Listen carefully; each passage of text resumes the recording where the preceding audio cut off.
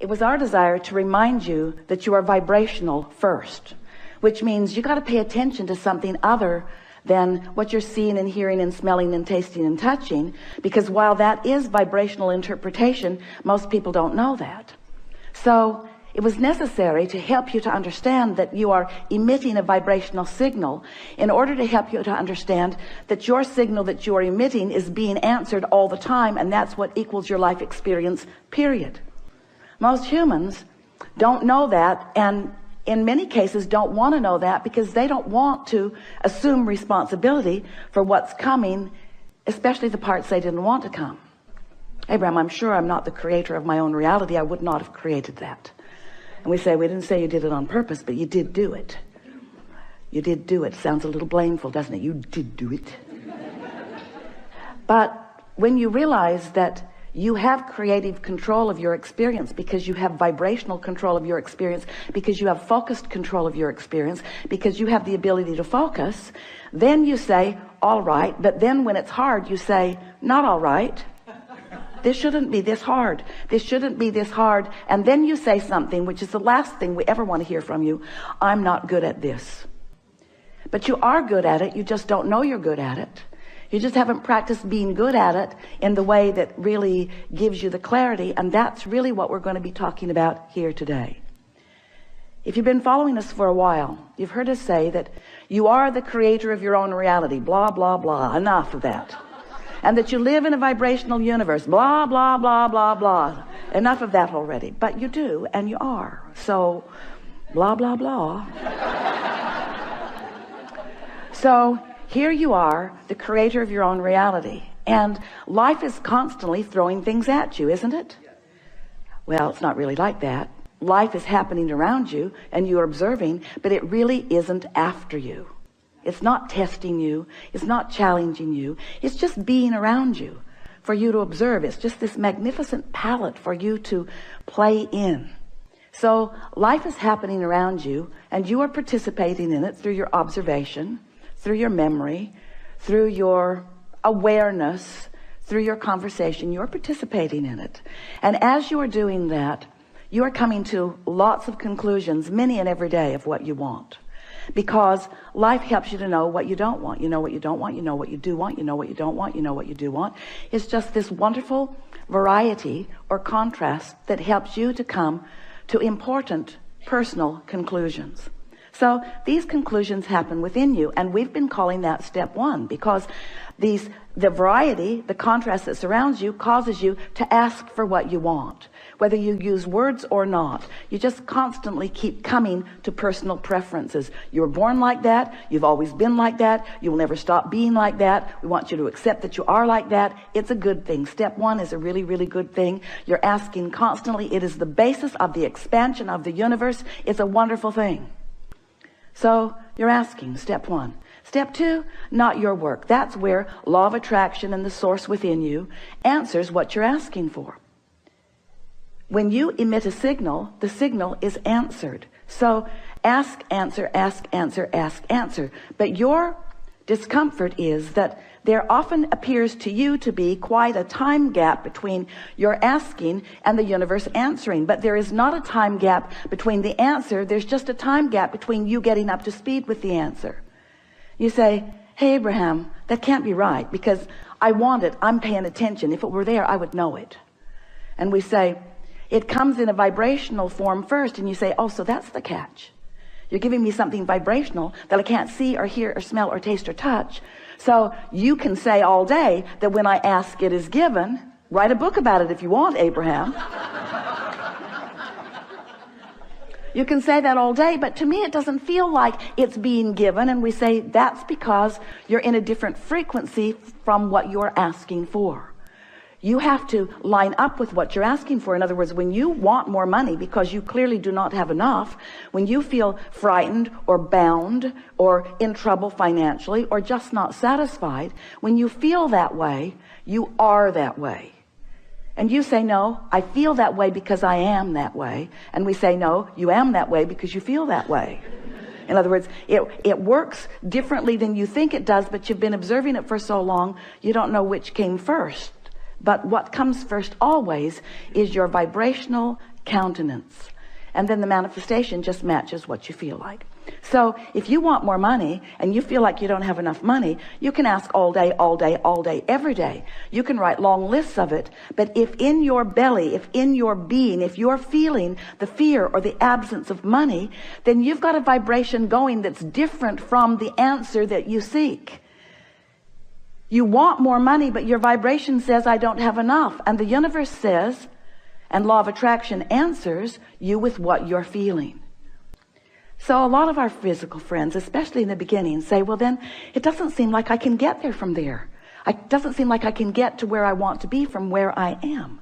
Because if I am missing something that I want, and I'm aware that I'm missing this thing that I want, and in fact, the reason that I'm speaking about it so clearly is because it's missing, and that's why I want it, then how do I get there? And we say, you have to feel like it feels to have it.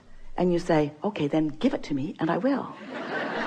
And we say, just try a little bit. Just try a little bit to not activate within yourself so often the vibration of what's missing, and focus yourself into activating the vibration of what you want. It is not as difficult as you think.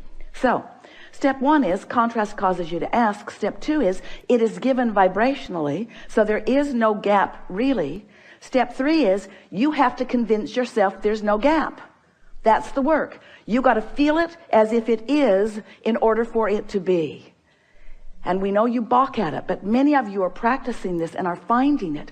Many of you are understanding the laws of the universe, and you're finding ways to focus yourself into feeling good without needing all of the evidence to be there first. Do you hear how important that is? If you don't need the evidence for what you want to be there first before you feel it, then you are able to accomplish the vibrational countenance of it before it is, which means now it must be. And Esther said, please, please, please, let's call it step 4. Please, please, please. Can't we call it step 4? We need another step. We need another step, Abraham. Please, please, let's call it step 4. And we say, all right, step 4. So you ask step 1, source answers step 2. You allow it, step 3. But now we've been talking to you for a while. You've been keeping up with us pretty good. And we're saying to you that if you don't try so hard, if you just accept that you are naturally good feeling beings, and when you wake up in the morning, before you start thinking about the things that you've got to do that you don't want to do, before you start remembering the injustices of yesterday or 10 years ago, before you remember that you're going to that place today to work that you really don't want to be, before your kids get up, before any of those things happen that challenge your sense of well-being, if you can get hold of that sense of well-being and just sustain it for a little bit with really general thoughts, because if you get specific, it usually doesn't work as well. Get into an attitude of appreciation and milk it for just a little bit. Law of attraction will help you out, because law of attraction says that that which is likened to itself is drawn, and law of attraction will give you, it's not really giving it to you, it's just the way it is. It's like gravity doesn't give you attachment to the planet. It just is. So law of attraction provides for you this consistent life experience. So to make it very clear and blunt, we like blunt, you have 17 seconds to sustain this thought and move it into something even more powerful. 17 seconds and another thought like it joins it. And there is power, manifestational power in that, crossing that 17-second mark, that most people don't know about, or when they wake up, they would make very sure that they stay there for 17 seconds. So if you find a good feeling thought, or better said, if you wake up and don't introduce a not good feeling thought, because when you wake up, there's no thought. During that time of slumber, you have stopped the momentum of all thought. That's really an important thing to understand. You don't know that mostly because you wake up and you start thinking so fast that you pick up your momentum right where you were and start it all over again. But when you slumber, momentum of thought stops. Law of attraction is suspended for you. Your point of attraction is no longer attracting. So when you wake up, you have a really good possibility of getting out of the bed on the right foot. Getting out on the right side of the bed. These are your words. We don't like them very much, but we thought you'd relate. You have a very good possibility of getting the vibration going the way you want it to go. And your best possibility is first thing in the morning. First thing in the morning, before there is any other momentum going. So we've been talking about this for a while. And Esther really listened. So she decided that she was going to wake up on that first morning and she was going to sustain her good feeling that she had awakened with. And she didn't make it until breakfast. Quite annoyed with herself, which didn't help. But the next day, she tried it again and didn't make it much past breakfast. Then she discovered that if she just wouldn't read her email, it would help. So her dominant intent became to sustain this feeling of well-being as long as I can. Just sustain it. And what she began noticing about the second week and third week and fourth week of doing that was that not only was it easy to find and maintain that frequency of feeling good, but there were all kinds of other benefits that began coming to her that these words won't give to you. You have to do it and find it yourself, because words don't teach. So we're just explaining to you what Esther experienced. She found a new clarity that was not within her before. She found a sort of stable ride. She remembered Jerry's story of shock absorbers. He used to tell a story about he got a new car. He was test driving it. It was a beautiful Cadillac, and it was in San Diego. And the salesperson took him down a road that Jerry thought no nice car should ever be on.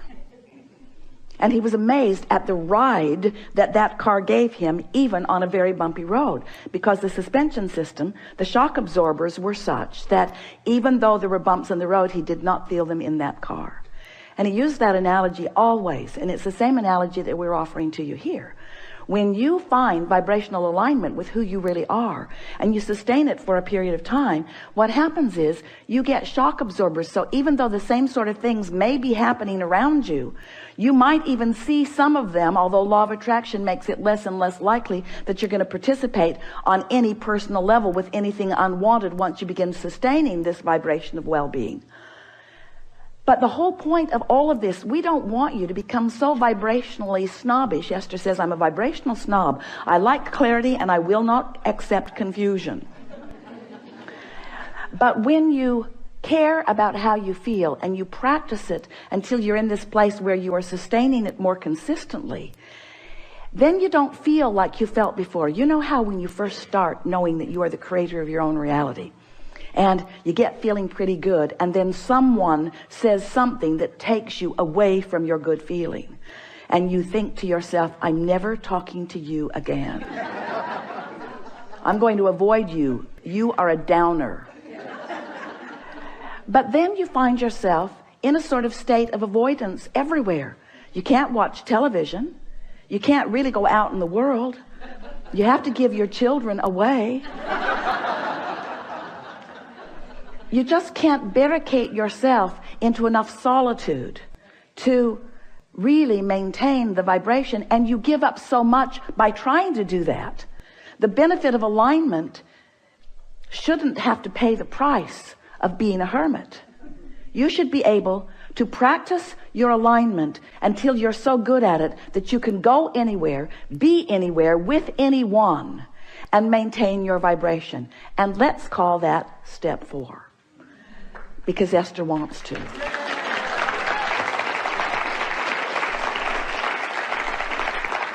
So what it requires really is enough determination to focus first thing in the morning, and until you know that you've got it and you're able to maintain it, and then to simply watch what happens in your experience as a result of that newfound alignment and that newfound clarity.